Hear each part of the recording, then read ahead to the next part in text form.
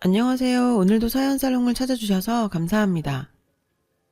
올 초에 첫 아이를 출산한 40대 여성이에요. 사실 제 나이면 중고생 아이가 있어도 어색하지 않을 나이죠. 실제로 대학생 아들을 둔 친구도 있고요. 그런데 이제서야 첫 아이라니 기쁨보단 걱정이 앞서는 것도 사실이에요. 저는 손 귀한 집에 맏며느리로 시집와 6년이나 애가 생기지 않아 고생을 했어요. 처음 1, 2년은 시어머님의 닭다리 호들갑처럼 느껴졌고 이후 3, 4년은 내 몸에 이상이 있는 게 아닌가 내 자신을 의심했고 5년째 접어들자 네 팔째 아이는 없나 보다 체념하기에 이르렀죠. 그때마다 저에게 힘이 된 건 손아래 동서예요. 저보다 2년 먼저 시집온 동서는 얼굴도 예쁘고 성격도 좋은 부잣집 막내딸이에요. 어려서부터 부모님 사랑 듬뿍 받고 자라 그런가 주변에 사랑을 나눌 줄도 아는 사람이었죠. 부모 없이 오빠랑 단 둘이 의지하며 살아온 저로서는 정말 부러운 사람이고요. 제가 처음 시댁에 인사 오던 날이었어요. 부모님은 무슨 일 하시냐는 시아버님 물음에 전 죄인처럼 고개를 푹 숙이고 두 분 다 돌아가셨어요. 라고 대답했죠. 말씀은 안 하셨지만 시부모님께서 내심 부모 없이 자랐다는 말에 못마땅 하신 듯 했고요. 그때였죠. 직업이 약사라면서요. 잘됐다. 안 그래도 우리 아버님 당뇨도 있으시고 어머님은 혈액순환이 안 돼서 고생하시거든요. 약사 며느리 있으면 건강관리는 그걸로 끝이죠. 안 그래요, 아버님 어머님? 동서는 쭉 가라앉은 분위기도 살리고 인사온 제 기도 살려줬어요. 그날 동서가 바람잡이 노릇을 해준 덕분에 시부모님도 더 이상 그 부분에 대해서 말씀을 안 하셨고요. 얼마 뒤 남편과 전 결혼을 했어요. 시부모님 뜻에 따라 3년간은 시댁에서 같이 살기로 했죠. 대신 그동안 들어와 살고 있던 동선에는 분가를 하게 됐고요. 형님, 덕분에 저흰 분가해서 좋지만 형님한텐 괜히 미안해요. 주말마다 올 테니까 그때 봬요. 어쩜 말도 그렇게 이쁘게 하는지 하여간 동서는 이쁨 받을 짓만 한다 생각했어요. 저렇게 밝고 예쁜 동서한테 남모를 아픔이 있다는 건 나중에야 알았죠. 동서가 결혼하고 얼마 안 됐을 때였어요. 자궁내 출혈이 심해서 자궁을 전부 드러냈다고 하더군요. 젊은 나이에 엄마로서 사형 선고를 받은 셈이었죠. 자신은 그렇게 큰 아픔을 겪어도 오히려 저에게 포기하지 말라고 기다리면 꼭 아이가 생길 거라고. 그땐 자기가 작은 엄마 노릇 톡톡히 하겠다고 말해주는 동서였죠. 그때 동서 눈빛이 어찌나 슬퍼 보이던지 아직도 잊혀지지 않아요. 저야 언젠가는 이라는 희망이라도 품고 살 수 있지만 동서는 그런 희망조차 꿈꿀 수 없는 처지잖아요. 그래서 왠지 동서의 위로가 더 마음에 닿았던 것 같아요. 그래서일까요? 병원에서 임신 진단을 받았을 때 누구보다 동서 생각이 났어요. 너무 고마워서 그리고 미안해서요. 사실 그동안 전 시집에서 천덕꾸러기였어요. 아이를 낳기를 했나 그렇다고 살림을 잘하나 번듯한 친정에 있기라나 뭐 하나 내세울 게 없는 처지였거든요. 반면 동서는 친정이 워낙 부자라 철철이 시부모님 옷에 용돈에 해외여행까지 자식으로서 할 수 있는 모든 걸 다 해드렸죠. 게다가 성격도 싹싹하고 어른 외할 줄 알고 저라도 예뻐했을 거예요. 그러니 시부모님 사랑을 독차지하는 것도 당연하고요. 그래서 그런 부분에 대해서 서운하다는 생각을 해본 적은 없어요. 근데요, 사람 팔자 시간 문제라고 하더니 동서에 치여 늘 찬밥 신세였던 제가 아들을 낳자 대접이 확 달라졌지 뭐예요. 큰애야, 넌 손에 물 묻히지 말고 들어가 쉬어라. 여기 일손이 없어.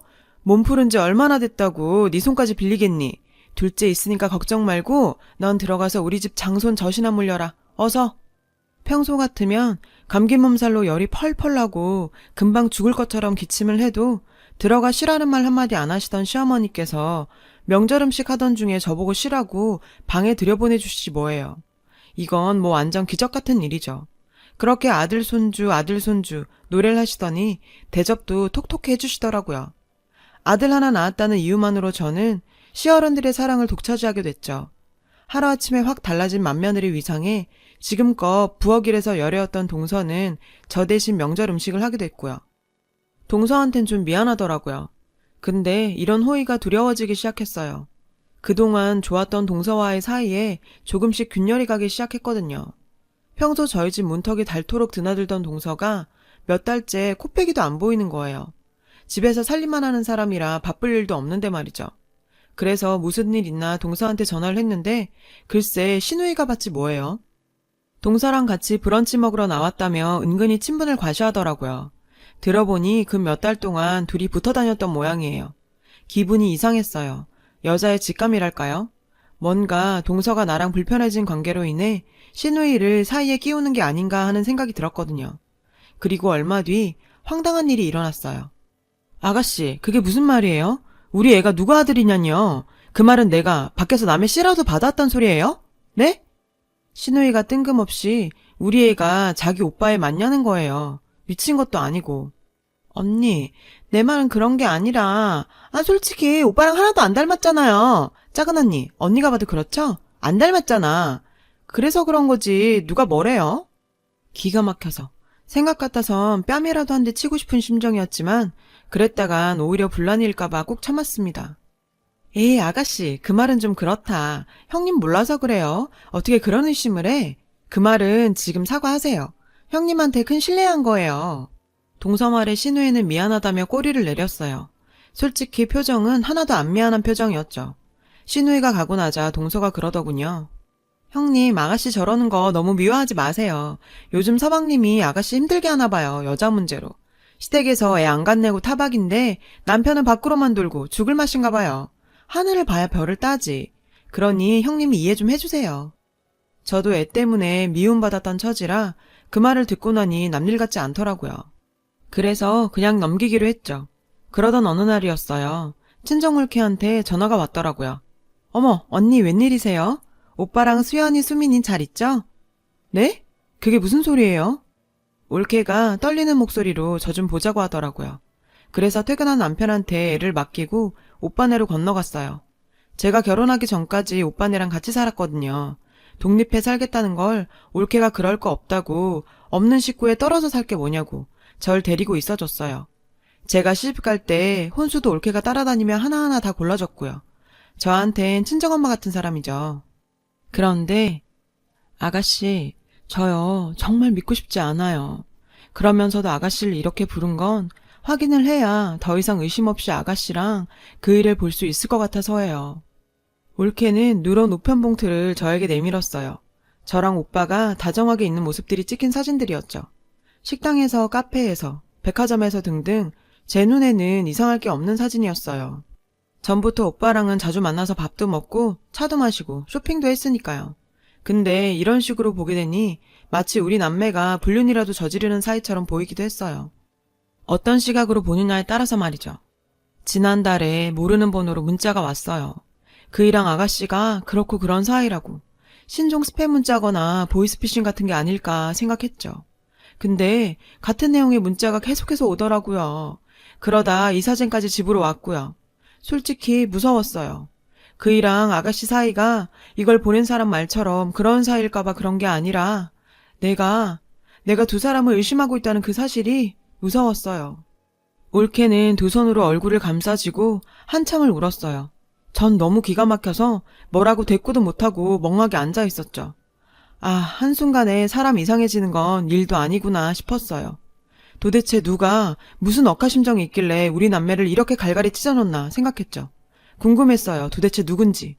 그 길로 전 집으로 돌아와서 기간에 아이와 남편의 친자 확인 유전자 검사를 의뢰했어요. 물론 남편의 동의 하에 말이죠. 남편은 도대체 무슨 일이냐며 의아해했죠. 그럴 만도 하죠.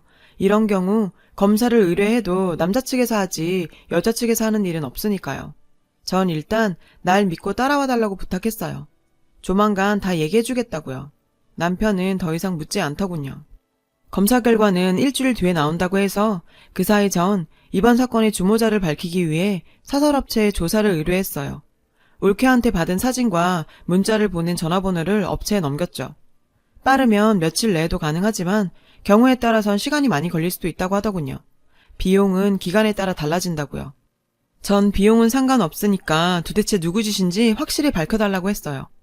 그렇게 피마르는 시간이 시작됐고 아무것도 손에 잡히지 않았죠.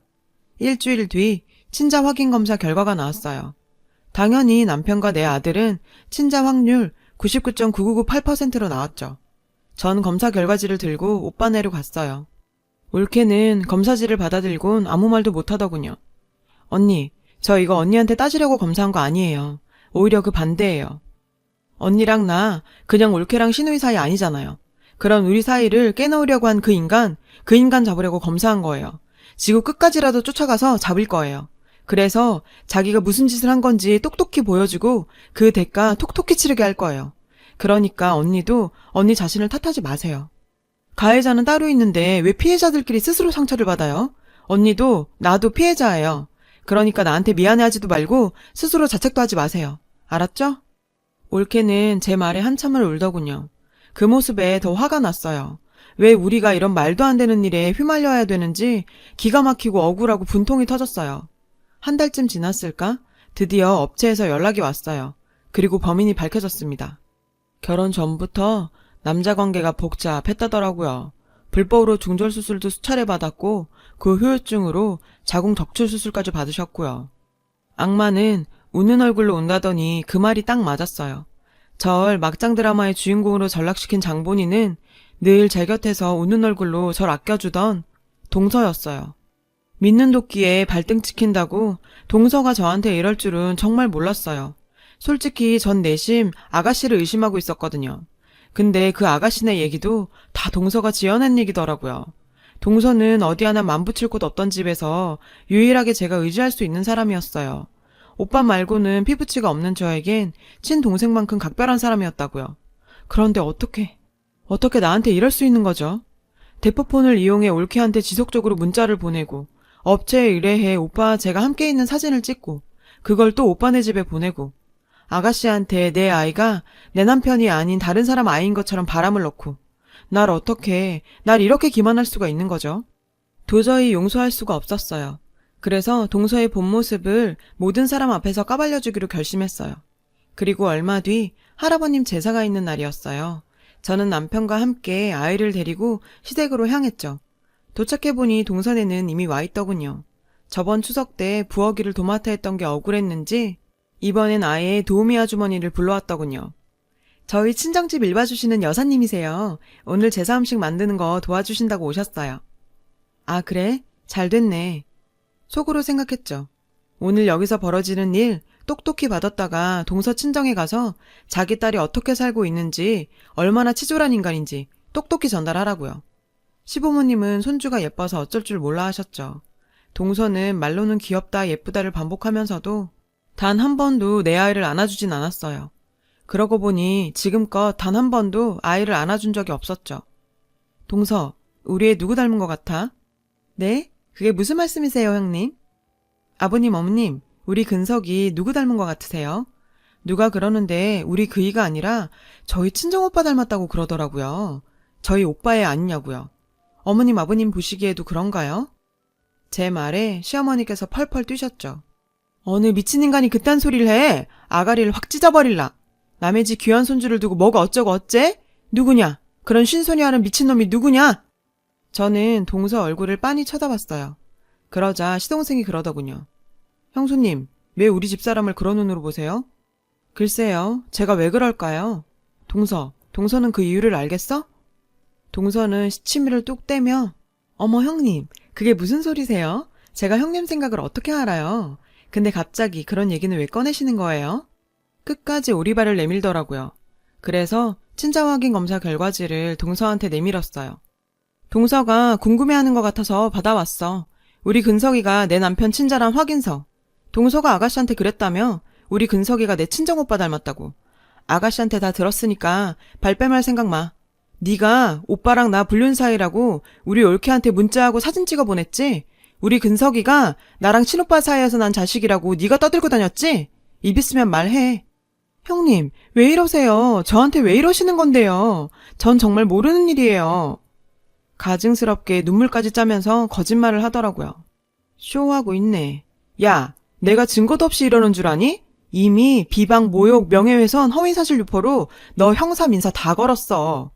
네가 고용한 업체까지 다 털어서 증거 확보했으니까 피해자 코스프레 하지 마. 그래도 한때는 널 친동생처럼 생각했었어. 시집살이 하면서 그래도 맘 터놓고 지낼 수 있는 가족이라고 생각했다고. 근데 가족은 무슨. 난 너랑 차별받으면서도 한순간도 너 미워한 적 없었어. 근데 어떻게 네가 나한테 이럴 수 있니? 내가 너한테 뭘 그렇게 잘못했다고. 말해봐, 말해보라고. 그제야 동서는 표정이 싸늘하게 변하더니 본색을 드러내더군요. 아씨, 멍청한 줄 알았는데 제법이네. 왜냐고? 쓸모가 없어졌으니까. 애초에 내가 널 이 집에 들이게 한 건 날 돋보이게 하기 위해서였어.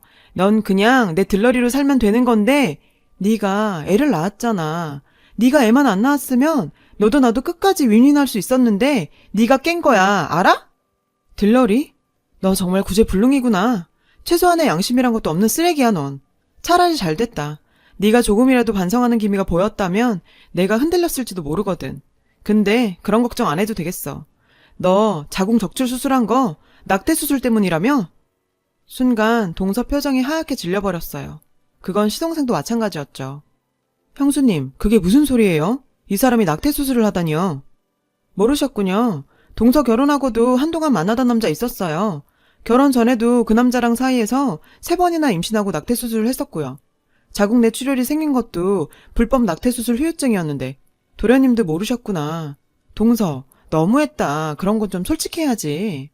그 바람에 자궁도 드러내고 애 못 갖게 된 건데 최소한 배우자한테는 알렸어야 하는 거 아니야? 도련님이 무슨 죄야? 동서처럼 막 굴려 먹던 여자 만난 것도 억울한데. 아, 요즘엔 개인 PT랑 만난다며?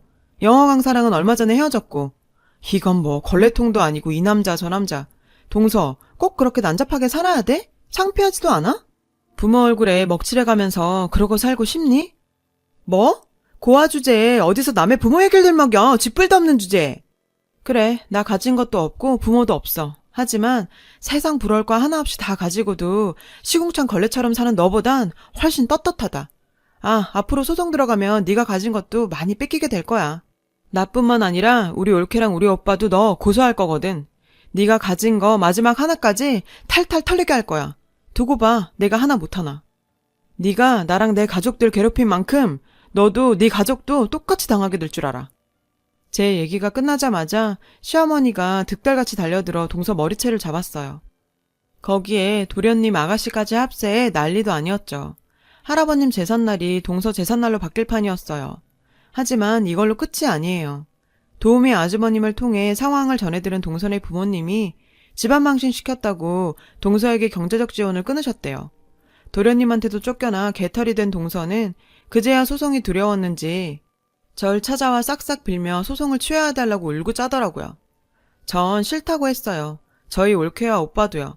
도련님도 이혼 소송에 위자료 청구 소송까지 걸었더라고요. 이게 다 자업자득이죠. 앞으로 남은 소송, 전 제 아이의 명예를 위해서라도 싸워서 이길 거예요.